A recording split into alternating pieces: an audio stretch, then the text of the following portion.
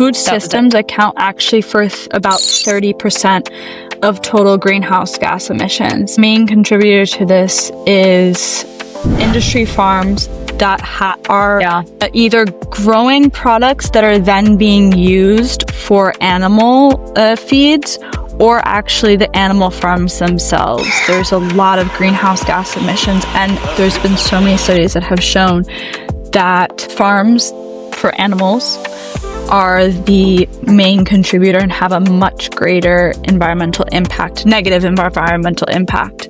Food waste is another big thing. We don't really think about what happens to food waste, and it is another major contributor to greenhouse gas emissions. There's about 8 to 10% of global greenhouse gas emissions are due to food waste. The USA wastes about 1/3 of their food supply. That's a lot of food, and people are also going hungry. I mean, it's really unfortunate to hear these numbers. But she's so mature, and I would always tell her, like, I love how open-minded you are. And the more and more we spoke about health, she knew how passionate I was about being plant-based, and I did it for the health reasons. Although now Maya and I could talk about this, the larger picture, a lot of people go vegan. Vegan's more a lifestyle. Plant-based is more an eating decision. So that's why I tend to say plant-based. But vegan, you're looking at it as saving the environment, saving animals, and also eating things where there's no, you don't feel like you're attacking any population. You're like, I'm not hurting animals by being vegan. And that's the goal. A lot of people don't want anybody to suffer. And so that is why a lot of people go vegan.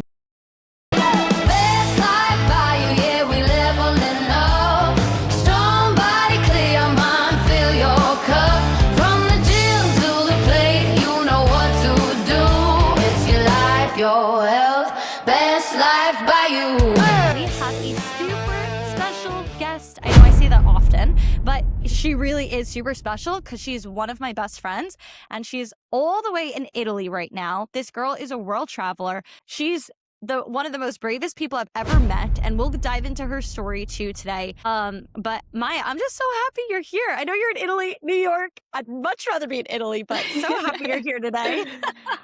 I'm happy to be here too. It's really great to be having this call with you finally. We've been talking about it for so long. I know. Literally, which is funny because we meant to, for everybody listening, we meant to have this conversation months ago. We've been talking about it for months, but we are finally here now. And I think it's cooler that, you're doing this in Italy. So everyone, I'm going to give you a little bit of a background of Maya just for you guys to know about her story and what she does.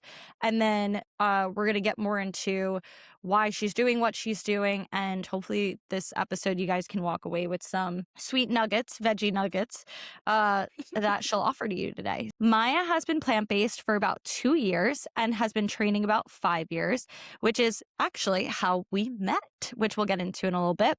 She holds a master's in science in zoonosis and One Health, and hang in there. She will explain what all of that means. And she completed her master's in Barcelona, Spain.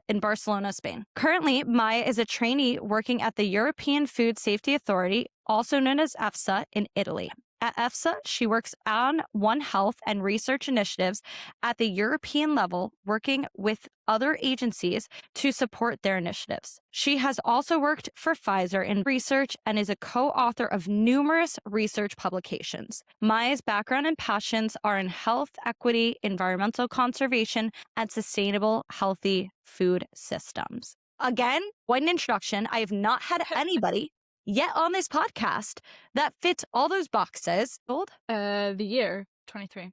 20. No. How old you were? How old you were? How old I was? 23, 24. Yeah. Okay. So 24 years old, just being like, yeah, I'm going to quit my job. I'm going to go ahead, move across the country, do a master's in a different country, and live a whole different life there. And then you went from Barcelona to Portugal to now Italy. So walk me through what inspired you to, first of all, get in the field that you're in today. What made you want to move out of this country, which I know there's other reasons.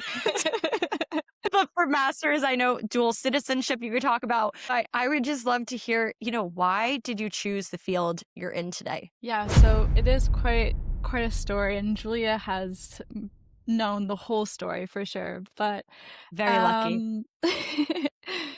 I was working at Pfizer in New York for about 2 years, and moving abroad, specifically to Europe, was a dream of mine for a long time.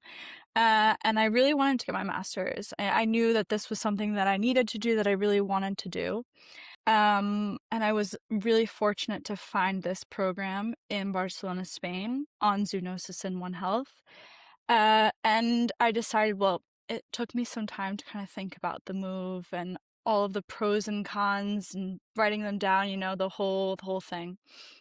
But really what it came down to was me realizing and knowing that I needed to have a fresh start for myself, that doing something that was going to be different and challenging and just something completely new was going to really show me who I was and provide me with such a different experience and really open my eyes to the world and to different opportunities. And so, yeah, so I know we keep saying the words zoonosis and One Health, and I can definitely explain what that is. Basically, zoonosis as a term is when infectious diseases transfer from animals to humans. Okay. Then One Health is this concept of problem solving, but also organizing and looking at health in the sense that it always incorporates the health of animals, humans, and the environment.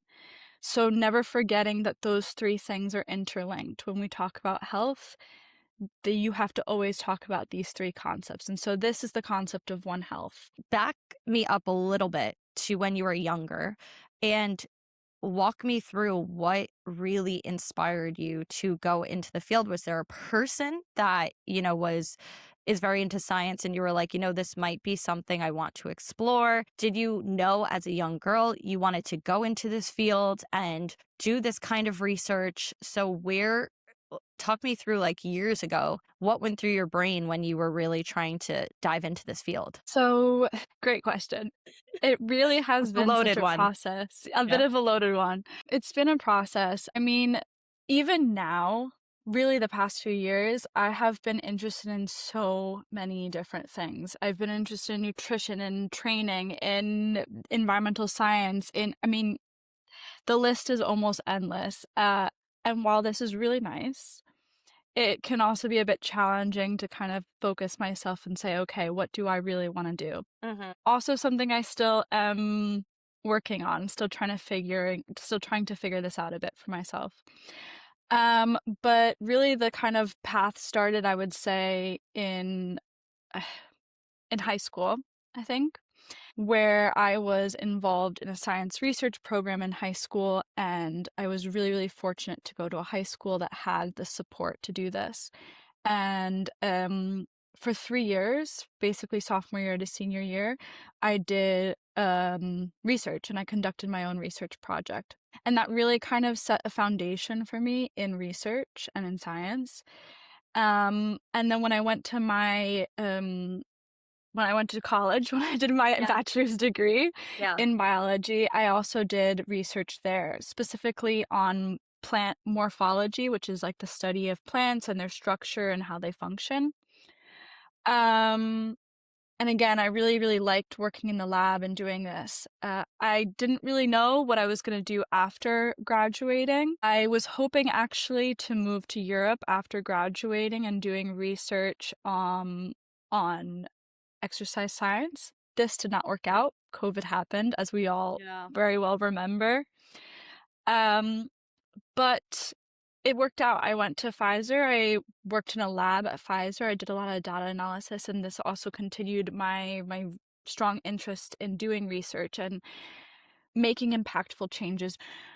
And even, for as long as I can remember, health was always very important to me. Eating healthy, being in a family that supported me and supported other people and always really talked about community and being a kind person and having a positive impact on the world, not just other people, but also the environment. So all of these aspects kind of have just continued to evolve and be who I am. I mean, it's part of my why. I know that on this podcast, Julia, and her and I have had conversations, or you and I have had conversations about our whys. Mm-hmm. But for me, these are all whys, doing science and talking about health and being healthy for myself and for others and the world and the environment. So this has kind of always brought me to the point that I'm at right now. Yeah, and that's it's always been inspiring to me that you worked in a lab. I actually have quite a few clients that I know Maya knows who also work in lab, and they try to help cure diseases and things of that nature. And for me, I'm on a flip side per se, where I focus a lot on what we can control through our daily habits, lifestyle practices, what we consume, not just in our bodies, or not just through our mouths, but through our ears as well. And it's been something I love having this conversation with Maya, because a huge part of our connection was our passion for training and building muscles as females, which, it's a small population out there, even though we're surrounded by it so much, Maya. Like, we'll look on social media and we're like, oh, woman with muscles. But if you look at the general population around, well, Europe's different, but in the United States, a lot of people do not move their bodies. Everything is at the snap of their fingers. Everything's convenient. So finding another woman who was so driven to look her best, be strong, it's rare. So when Maya and I met at a gym in Westchester, and we had been, I guess, like, my first impression was like, this girl's so strong, and I feel like I need to be as strong as her or one up her. Like, it was like a silent competition. And then when I met And her, I also yeah, had the same thing. I mean, we've talked about this many times, but I kept yeah, looking at Julia and being like, wow, like this is crazy. Like, how is she doing this? And that I really wanted to one up her somehow. yeah. So we were in, silent competition for so long, and we wouldn't talk to each other. Yeah, so true. But I was like, this girl's beautiful and strong. I'm like, and then we did have a conversation at one point, and then we just clicked and we became friends. And this had to be back in what, 2021, I think. Yeah, because that was before my relationship. So 2021, and we had just grown. Our friendship has grown. I told Maya we would go and get coffee, and I would just tell her like how much I admired her. And we have an age gap there. It's like 4 years difference. But she's so mature, and I would always tell her like, I love how open-minded you are. And the more and more we spoke about health, she knew how passionate I was about being plant-based, and I did it for the health reasons. Although now Maya and I could talk about this, the larger picture, a lot of people go vegan. Vegan's more a lifestyle. A plant-based is more an eating decision. So that's why I tend to say plant-based. But vegan, you're looking at it as saving the environment, saving animals, and also eating things where there's no, you don't feel like you're attacking any population. You're like, I'm not hurting animals by being vegan. And that's the goal. A lot of people don't want anybody to suffer. And so that is why a lot of people go vegan. So when Maya and I had this conversation years ago, I was learning about Maya from her research on health. And I was doing a different side of like, well, I'm focusing on health from a clinic. I don't know if clinical is the right word, but research perspective, or in a lab perspective. Like, I'm looking at it as, what can we eat? Clinical. Yeah, what can we eat, and what lifestyle habits can we improve to help our bodies without yet needing medication? Because my thing I always believe in is, let's try to do everything we can without medication. And then if medication's needed or anything's needed, you can go ahead and intervene. Like, that's why modern medicine exists, because a lot of people need help with certain things. So Maya and I connected in that respect of being like, well, food is important. And Maya, you can talk to me a little bit more about what you've learned in with food and the impact on environment, because I'd love to go down that, because you are so knowledgeable and Maya will send me reels on Instagram, like we'll send reels back and forth, but she'll send me a lot of educational reels of like, hey, these are healthy soaps to use, or this is better for the environment and better for your body, these are the best deodorants you should be using, these are the best things, and she looks at it as a whole environmental stance. So I would love to showcase your knowledge and talk to me a little bit more about maybe why you went plant-based. What is your inspiration about it? How does being plant-based and the choices we make impact the environment as a whole? So, again, it's really important to me to remember, and I think everyone should always remember that when you're healthy and when you take care of yourself and you eat healthy and you have healthy habits, whether it's mental habits, but also the things that you consume both with food, but also in your house and in your environment, your own personal environment, all these things have impacts. You yourself, you have an impact on your own health, your internal and physical health. But you also have an impact on the people around you, how you interact with friends and family, and maybe if you have children, your children. And food is one of those really, really big cornerstones in health. As we know, you are what you eat. Um, your food provides energy for you. It provides you with proteins and carbs and all of the energy and, I mean, everything. But again, there's such a connection with the food system and diets, personal diets. And when I say diets, I mean eating habits and what you're eating and everything to the health of the environment and the planet. And so when we have healthy people and we have healthy planet, I mean, this is the goal. This is the optimal place that we want to be at. And again, this is kind of this idea of one health, bringing them all together, the humans, the animals, and the environment. But for me, when we talk about health, again, it's the health of the food and the environment. So we can't really separate these. They have to be this holistic, integrated system. And again, I can bring this to a much larger scale and talk a lot about, I would really love to share a little bit about food systems and food production and the correlation to our environment. And I can give some data as well on this. But yeah, really all of our actions have impacts. And I think that this is important for everyone to remember. So yes, we are individuals. Sometimes our actions seem very, very small, but in the end, they really aren't, because what you eat, the products that you have in your home, what you use on a daily basis, whether it be your makeup, your cleaning products, your cooking products, all of these things have an impact on your health and the environment.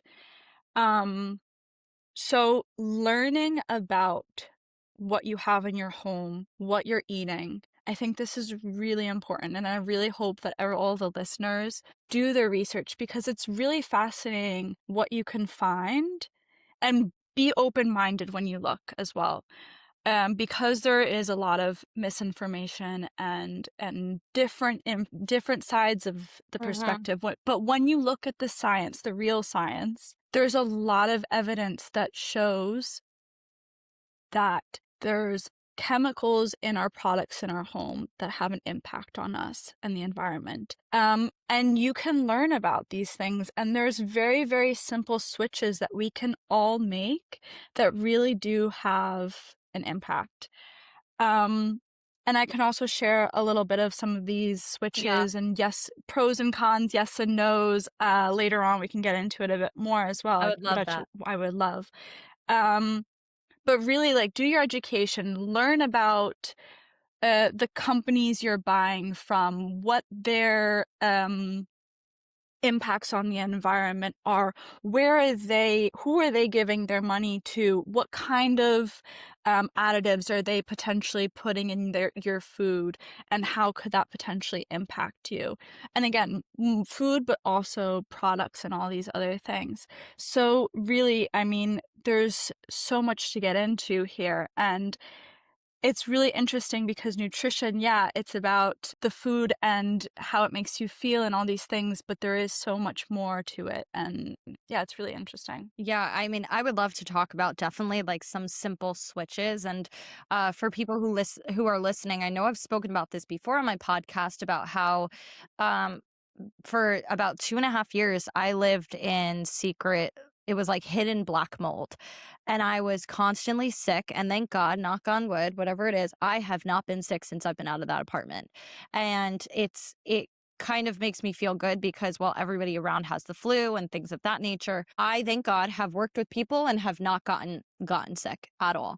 And I do believe it's because of what I'm intentionally putting in my body that or my body's just like, Julie, you deserve a break from from all the black mold toxicity. But my thing was your environment can impact you, right? And so I have air purifiers in my home that help now. And because my allergies got a lot worse with the mold, and the toxicity I had, I worked with a naturopath, a holistic healer, to help me like get rid of toxins in my body with like a TRS spray. I don't even know if people are familiar with what it is, but it does help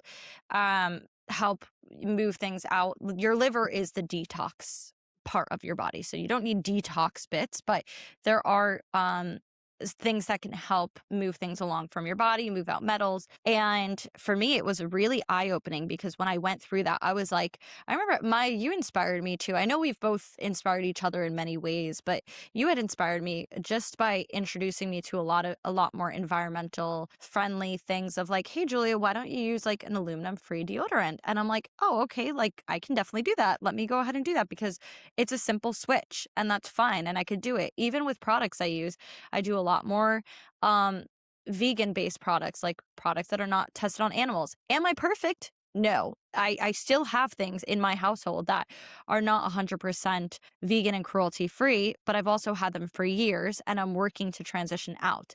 Same with candles. I don't buy Bath and Body Work. I don't buy anything. I buy from homemade, like people who are making at their own business, 3 ingredient essential oil candles, because there's a lot of toxins in those candles. You get them from TJ Maxx, you get it from there. Did I know this 3 years ago? No, I did not. And was I a girl that got tons of those candles? Yes, I did.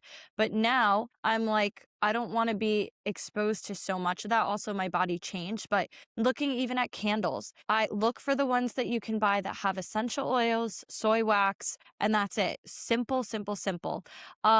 And then even your products in the bathroom, like certain things that you can make changes to.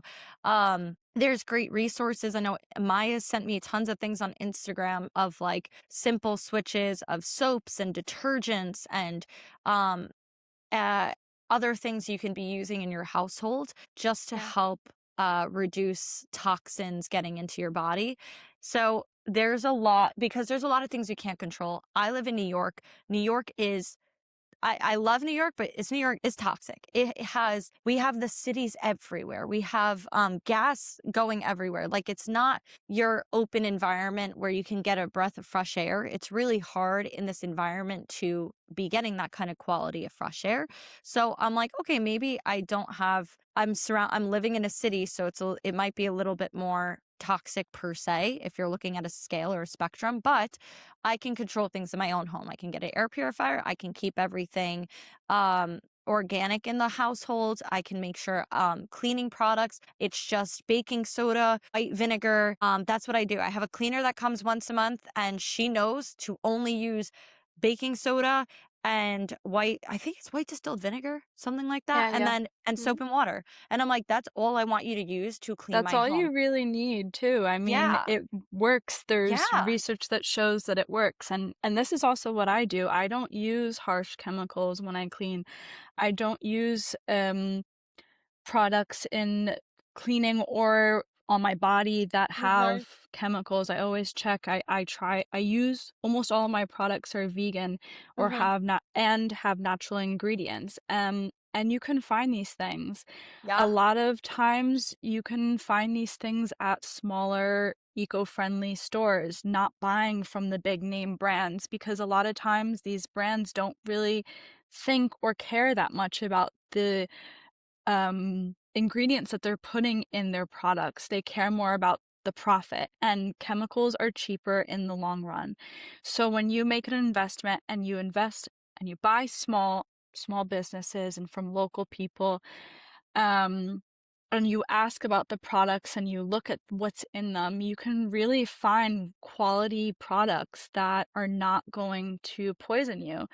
And yeah, there's a lot you can find. And also with all of your beauty products, your shampoos, your soaps, what you're cleaning your house with. Yes, they have an impact on your own health, but they also have an impact on the environment. All of these products end up going through your drain, or usually typically through your drain, through your water, and they can get into the environment and have an impact that way as well.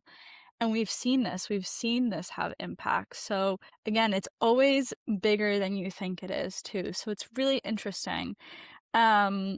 Candles, absolutely candles. A really type of any air freshener, they're not great. They're really not great. And if you put perfume, Lawn, I stopped. Oh, sorry, I yeah. didn't mean to interrupt. No, But it's like okay. for me, for perfume, like don't I think I've sprayed perfume once this entire year. I'm like, I don't typically spray anything on myself anymore. I'll use like I think we talked about Native. That's what was one thing. I'm like, I don't know what Native, I don't know if that's a good brand, but I know it's aluminum free. And I was like, I went for aluminum free products for deodorant. And I know it's more on the natural side, but it helps. And it's just like, it has essential oils in it.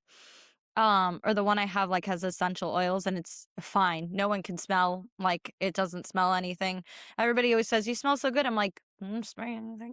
But it's so I'm like, okay, I guess that's good. But there was I saw a video one time that was like, oh, if you take a perfume bottle or perfume and you spray a flower, the flower is gonna die. So imagine you just spraying that and then it gets into your skin and your body and your endocrine system gets interrupted or disrupted. But I know we're human. We're all learning, and a lot of people listening are just here to learn. They're like, I'm not aware. And so we cannot fault people for being um like uneducated or unaware, because a lot of that does fall on society. But at the same time, it's our own choice to learn and explore those things too. And I know you are a huge advocate for that. Again, like Maya is somebody I'll message her and be like, is this good? Is this product good? Like when it comes to environmental stuff, I'm like, I got these soaps. You've showed me apps. You've showed me things to download just to yeah. test There's safety. a lot of apps. Yeah, there's some really Yeah. interesting ones. Yeah. If you look up like, I think it's like dirty or Mm. clean ingredients or something like this, there's a few apps out there and websites Yeah. that you can find and scan the product or type in the product's name, and it will give you a little bit of a breakdown as to what the ingredients are, how clean they are, how good they are for you. Because yes, these sometimes these chemicals have endocrine Dirty is disruptors. the app. Think dirty. Sorry? Think Think dirty. dirty. Thank you. That's it. Yeah. See, I knew you'd have it. Anyway, But go ahead. yeah, I mean, endocrine disruptors, these affect our hormones. If Mhm. it's really dangerous when you, especially for women, to have hormone disruptors. It can affect fertility. There can be carcinogenic effects, so cancer-causing effects. There's a lot of things that people don't really know about when it comes to the products that we're using and stuff. And it can be really scary. At first, it's actually really overwhelming to find out Mhm. what really is in our It is. products and how much it's taken over society and like our day-to-day activities and stuff. But again, there are really simple, easy switches. I mean, another thing is when we talk about also laundry and dishwashers, there's different brands that make products that don't have the added chemicals, because these chemicals on the laundry pods and the dishwasher pods and whatnot, they stay on our clothes, and these can affect us as well.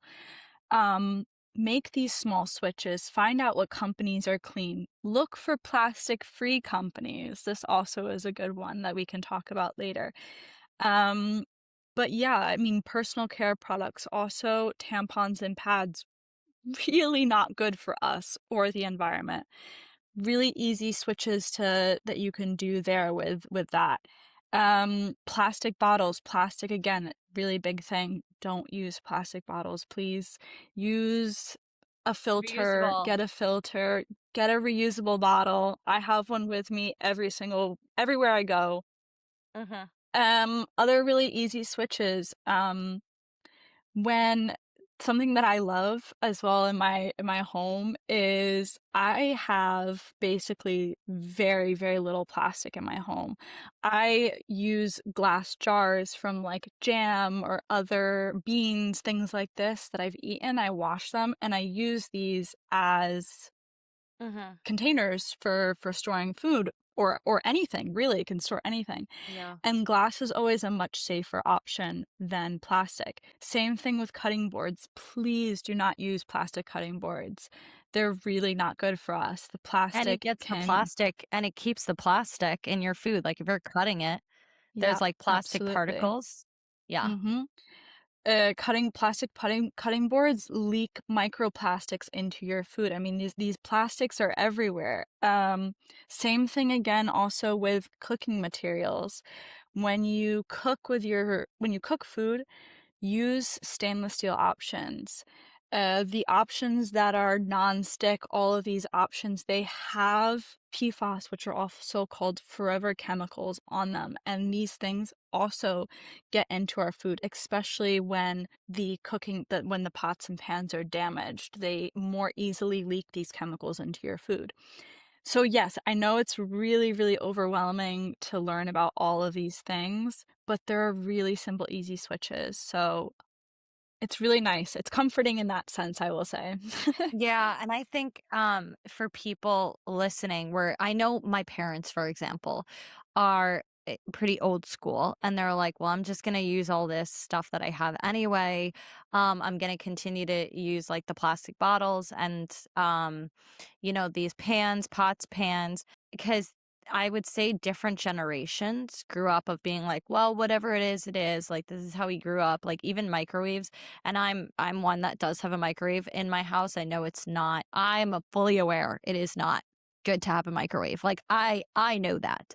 Um and I still have a microwave in my home. And one of the things moving forward, like for me it's progress, right? And for people listening too, I've 5 years ago I was, or even 7 years ago, I was not vegan, because it's been over 6 years, can you believe it? 6 years being plant-based, and I was the girl that was like, "Yeah, turkey burgers, chicken." I did not have red meat. I cut red meat out like 12 years ago, but it was something like, "Yeah, turkey burgers, chicken, we're good. Like, let's have this, put it in." And I used to do plastic, Tupperware to like for putting my food in for meal prep. So I've learned, that was one of the first switches. I'm like, "Oh, let me switch to glass containers, but I'm still gonna put my chicken and stuff in here." And then when I switched to being plant-based, a lot of it, I try to keep a meat-free household. I really try to have a meat-free household. What I mean by that is people who come over, I'll cook them vegan food, or I ask if they can bring a food that's already prepared, so that I don't have to cook it or cross-contaminate in my home. That's like, there's special occasions, but usually I'm like, okay, if you want to bring a pizza from outside, bring chicken wings from outside, that's fine. Just, you can have it totally fine, but I don't want to be cooking it in my home. And that's something like I've transitioned to a lot, is it's taken me time. And like I said, years ago, I used to be getting Bath and Body Work candles. I used to be getting the deals years and years ago because I didn't know. And I was like, this is fine. This is fine. And then I think my sensitivity grew though when I was exposed to mold toxicity, that I became so much more sensitive, where if there's a candle that's lit that is like Bath and Body, I get nauseous. Like in my own home, I had lit one, and this had to be when I first moved into this apartment. I had Bath and Body Work candle, and I lit it and I got nauseous from it. And I'm like, oh, this is not good. So then I started to switch. So what I mean for people listening, if you're like, shoot, what do I like? Where do I start with this? I'm going to flip that question to you, Maya. For the average person, someone who's not like educated with environmental stuff, what would you say is the first best step to setting up a healthy home environment? I mean, adding on to everything that we talked about, because all of the little switches that we just talked about can Mm-hmm. be really, really helpful, but start small, educate yourself. That's the first step, is really just trying to educate yourself, talk to people, learn. Maybe your friends and families have some advice as well on switches that you can make. Um, and you will be happy that you made these switches. Start small, one thing at a time. If you have to, take it piece by piece, but you will be happy that you made the switches. I will also say, because sometimes making these switches are really expensive. I mean, things are not cheap, period. Yeah. Not in this economy. Not in this economy. $7 for a coffee. I had messaged Maya one time and I was like, "Hi, I just went to a local coffee shop. I got a black coffee, a black iced coffee, and it was $7." I'm like, Crazy, in yeah. what world is Jesus behind there making it? I did not understand. But anyway, just to reiterate your point of things are expensive. Yeah. Things are expensive. Yeah. Please, please, please look into secondhand stores, whether it be Goodwill, things like this. They're around, and most people don't know, but they have incredible options.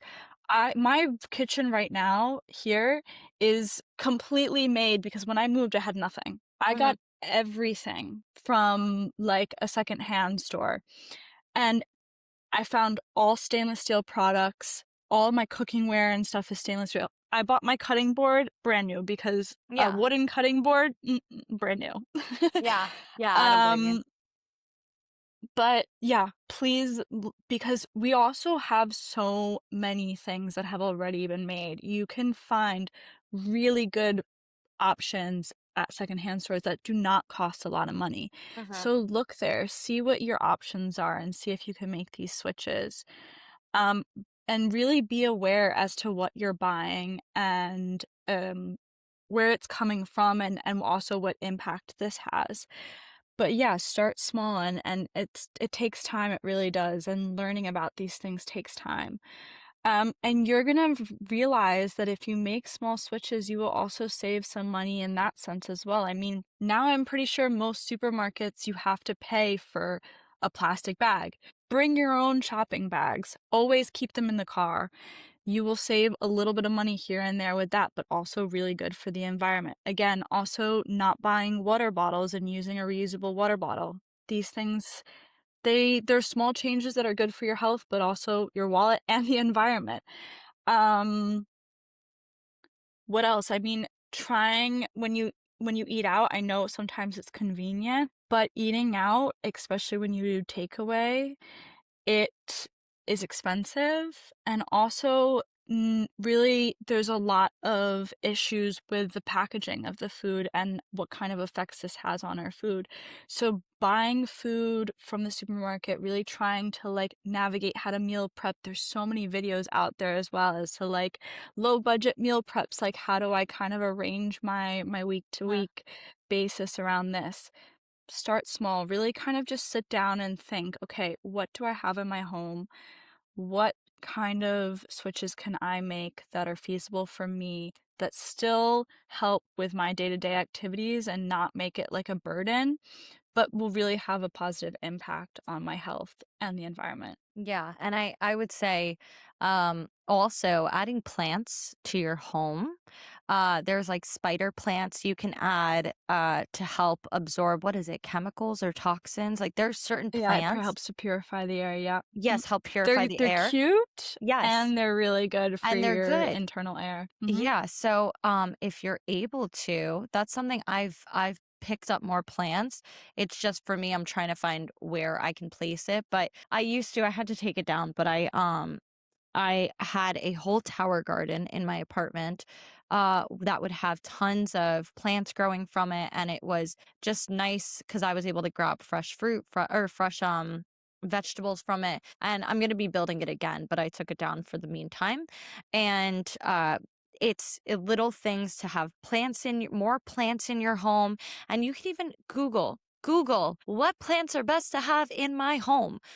You can TikTok this, whatever. There's always videos out there. There's so many resources that you can start with. And even when it comes to, you had said going to small shops, you could pick up stuff in that regard. You can use, like you said, mason jars to put things into. Maybe it's, if you have candles in your home and you're like, what do I do with all these candles? Maybe it's giving them away, or maybe it's reducing it. Maybe it's just like anything, right? Like I always talk about this with fiber. You're not going to go from eating 5 grams of fiber a day to 25 grams of fiber a day. That's too much. So maybe with candles, if you're like, I'm a girl who lights my candle every single day, well, maybe it's 3 times this week instead of 7 times this week. And then maybe it's less and less and less. We're not saying to cut out. I just want the awareness as well. And that's why I was so excited to have Maya on, or I am so excited, because she and I are both towards bettering ourselves and bettering the environment. And both of us are plant-based and have been. I know Maya's been for about 2 years. I've been for over 6 years. I've been 100% plant-based.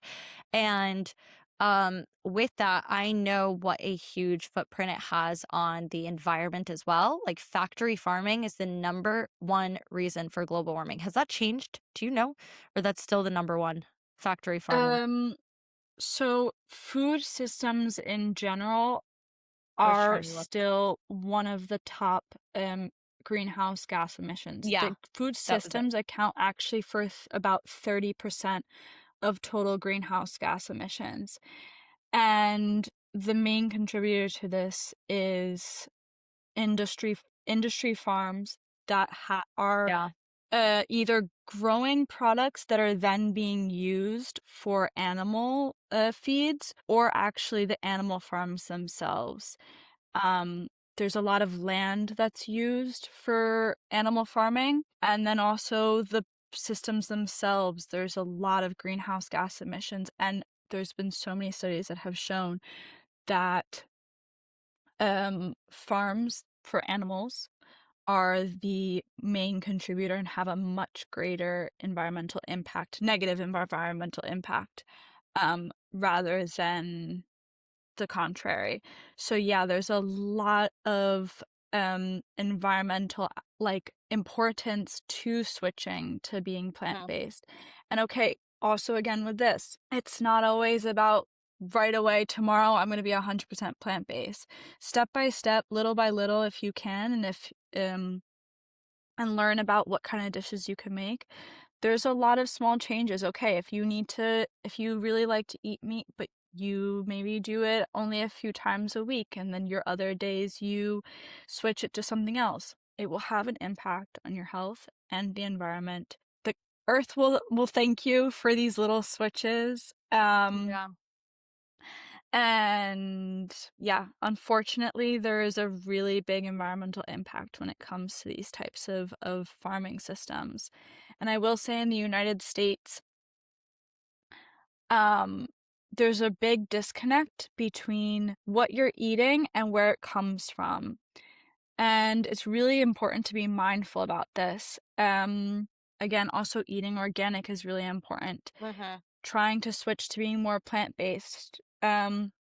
Knowing that most of the animal products in the supermarkets in the United States are coming from these big factory farms that also have really terrible animal welfare and systems. But also, I wanted to also bring up the point that when you're looking at fruits and vegetables as well, look at where your fruits and vegetables are coming from. Supermarkets have to tell you where they're coming from, what country they're coming from. If you're buying a banana that comes from Costa Rica, if you're buying some sort of product that comes from Africa, from anywhere, all of this transportation of foods also has a really, really big environmental impact. A large amount of gas emissions are caused from the transportation of the foods as well. So with this, Yeah, just check. See what food where your food is coming from. I think it's also really nice to know that when you're buying local, your impact, your environmental impact is lower. But also typically you're buying food that's in season, and eating in season is also a lot nicer. It has a lower impact and a lower environmental impact, but you're usually buying fruits and vegetables that are supposed to grow during that time of year.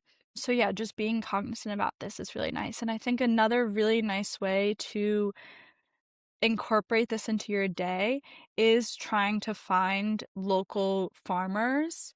So, okay, you can even buy, if you want, animal-based products from local farmers who will also have a lower environmental impact.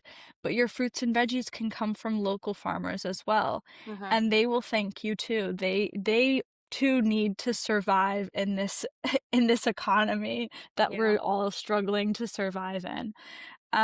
So you're buying food that's local, you're buying food that most likely does not have the same chemicals being sprayed on them, the pesticides. You can even ask the farmers if you want what kind of pesticides they spray on their foods. And the transportation is a lot lower. You're not going to be buying food that comes from halfway across the world that requires so much emission just to get to your plate. And it's, I would say, even something you can do with pesticides, a simple hack. You don't need to go buy at the store, they sell like these sprays that are like, spray my veggies. Just take baking soda, soak it in, Please soak don't your use fruits those. for five, I know, soak your fruits, vegetables, 5 minutes in baking soda and water, and then wash them off and they're fine. That's what I do. I do that with my apples. I do that. That's a good cleaning mechanism. Baking soda is $2 for an entire thing, and you can get months out of it. I had sent this to Maya, and it's the land footprint of food and the astronomical difference between everything else and beef and cheese and muton, which is like muton. Am I saying that right? Um, is astronomical of how much land area is used for these animals to use for food for people. Yeah. And And this that's, is correlated to yeah, deforestation. yes, huge Deforestation is deforestation, another yeah. major problem, and they have to cut down trees most of the time to make room for Hmm. animal farms. Yeah. Also, another statistic in addition to this one that Julia just showed us, thank you for showing that. I didn't really show, Um, but I can absolutely show.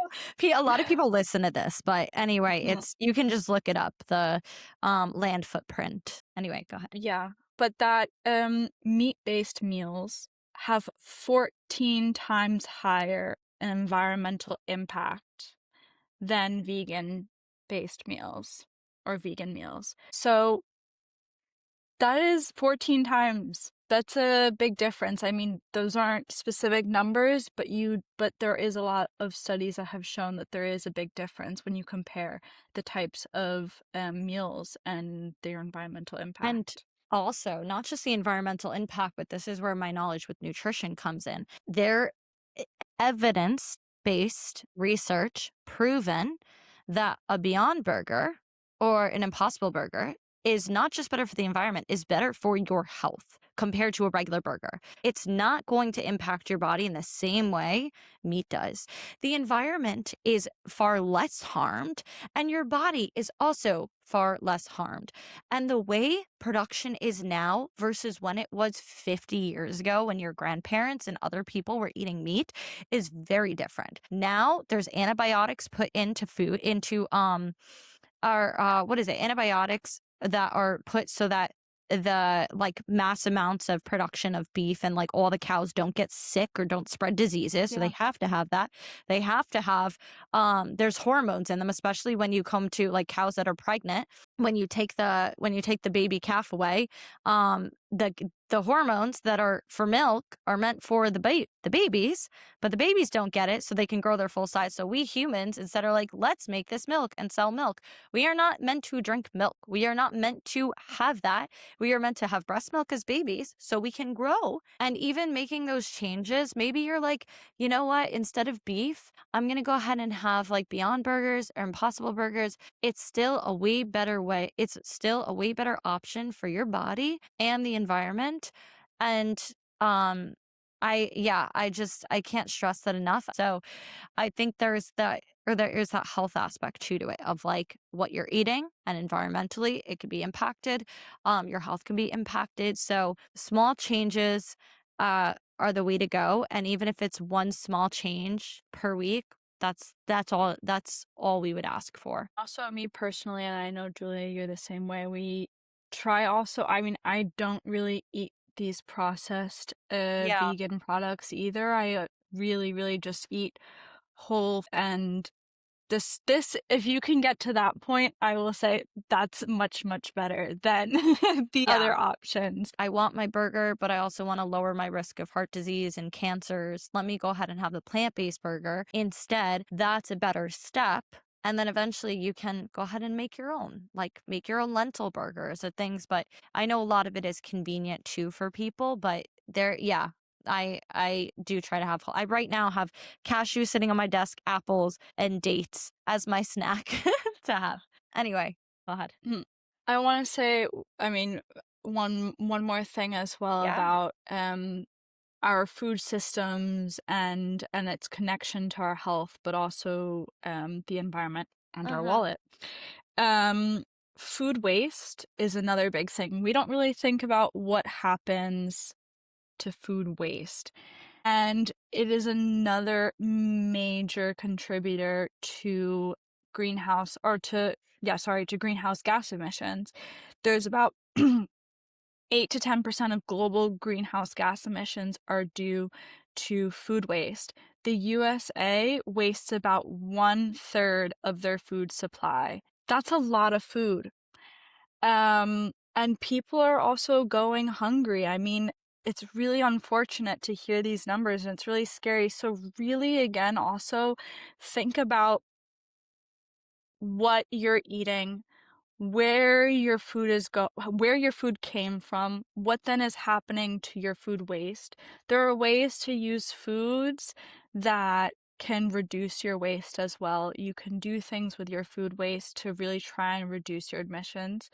But I will also say one thing that I really love to do here in my life. I use it constantly. There's an app called Too Good To Go, so another good one. There's Think Dirty for your chemicals, and then there's Too Good To Go. And Too Good To Go basically is an amazing app. You help to reduce food waste from supermarkets, bakeries, pizzerias, fruit stores, whatever they may be. Yeah. So you're reducing your food waste, which then has a really good environmental impact. But they're also a lot cheaper. I mean, I buy a crate of fruits and vegetables almost every week from this app, and we'll use them all up for meal prepping and everything. And that crate maybe costs, again, I live in Italy, so we're going with euros here, maybe 20 euros for that crate of food or so, maybe more. And I spend 4 euros on that crate from Too Good To Go. $23. You said the crate is 20 euros, which would be $23. I'm guesstimating here. It Okay. could be more. And also our fruits and vegetables here in Europe are thankfully much cheaper than the United States. And healthier. Yeah. Much healthier. Well, also, if you guys listening are like, well, how do I get recipes that are scrappy cooking? There's a online, it's called Plant You. And Plant You is wonderful. The girl has, I'm blanking on her name, but she has social media, and she's all about scrappy cooking, and she has all recipes that are scrappy cooking to help eliminate food waste. So she's like, don't throw away the tops of your strawberries, use this instead. So you get to use the whole food. Like, she gives recipes. Don't throw away your clementine, what would you call it? Clementine wrap? Thank you, peels. The peels. I was like, the wrappers. What am I saying? But like, don't throw away this. Use this instead. And there's so many ways to use the whole food. And she's another great resource to use Plant You and then Scrappy Cooking. She does have a book out, but also she has on her platform, she gives those recipes away. She's like, hey, here are free recipes you can download and use like the remains of food so it doesn't have to go to waste. And plant-based eating, people are like, it's so expensive. I'm like, well, yeah, if you're buying vegan cheese, vegan burgers, all the top vegan ingredients that are ultra processed, still better alternatives than the regular cheese and whatnot brands. But you don't have to go down that way. You can make a taco bowl ready for this. Get rice. You could do beans. If you want to make it buffalo style, get a little buffalo sauce. Go ahead and get onions. Chop up onions. You can get peppers, chop up peppers. You can go ahead and mix that. Put it in a pan. You can go ahead and put, like I said, the buffalo sauce over it. And then you have a hot sauce taco bowl if you per se wanted. Get some chips, tortilla chips, crunch them up, and there you go. You got a bowl, and it's definitely under $5. The chips might be a little expensive. The chips might be like $5, but your entire meal, say it's $20, you can have that over a week. You can feed a whole family. So if you think of it that way too, there's so many resources of how you can use whole foods, like potatoes you can buy in bulk. You can make amazing meals. You can make desserts out of it. You don't need to go crazy. It's just making one small change at a time, that when you make that one small change, you will feel better inside. I know I feel better from the candles, like shopping small, shopping local. I miss when I had my whole garden here, so I didn't have to buy anything at the store. But checking your labels, like Maya said, where it's coming from, and shopping organic, and just making sure you have the education and awareness, using the apps we spoke about. And getting like reusable water bottles, things of that nature. And if you're already doing all of that, congratulations. That's amazing. You are already way ahead of it. But maybe now it's like looking at your soaps, looking at your products, because the less ingredients we are putting into our bodies and we're spraying on our bodies and things, the better. The better our hormones are going to be, the better our mental health is going to be. Everything, it's simple. There's no reason why we have to live this extravagant life with food and everything. It's just food should be nourishing for our bodies. It should not be everything. Good for the environment. And with that. Yeah. So but I would say, Maya, if there's what I like to wrap up our podcast episode with is any kind of advice. I know we've talked a lot about it on today's podcast, but I always like to finish off with, what is one piece of advice you were given that's impactful, or that you can share with other people? I know they kind of intertwine, but have you heard anything recently that you're very inspired by, or something that you can offer everybody, a piece of just inspiration to everyone listening?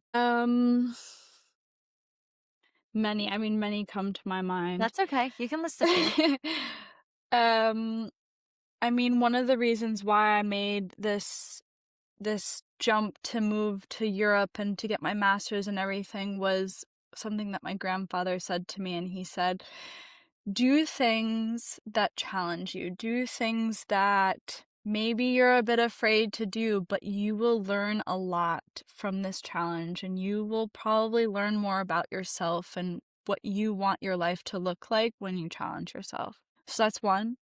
Another one would be to find spaces of community. The world is really crazy and community is really beautiful, you know? Also, when you buy local, you might meet people at these stores, the owners who are from your town. It's really beautiful sometimes where you can find pockets of community. Be kind to people, be kind to yourself, be kind to the world. Everyone's struggling right now. Just be kind. It's so funny. I'll send Maya voice messages because I'm a perfectionist. And Maya's like, you just need to be kind to yourself, Julia. Be kind to yourself. And it's so funny because I preach that to other people, but it's hard for me to take my own advice. I'm like, yeah, but my expectations are so high for myself that like, da da da da. So but I really, girly, Same. yeah, I really appreciate you having you on today. I hope that, yeah, I hope that we can do another episode. Absolutely. And we can even dive more into health and what health means to you.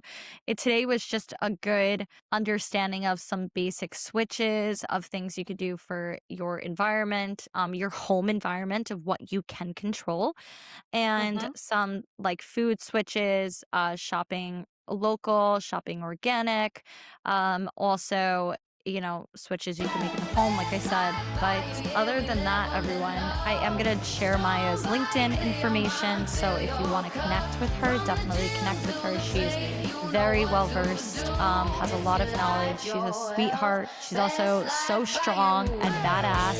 But everyone, thank you for listening, and let's continue to keep living your best life.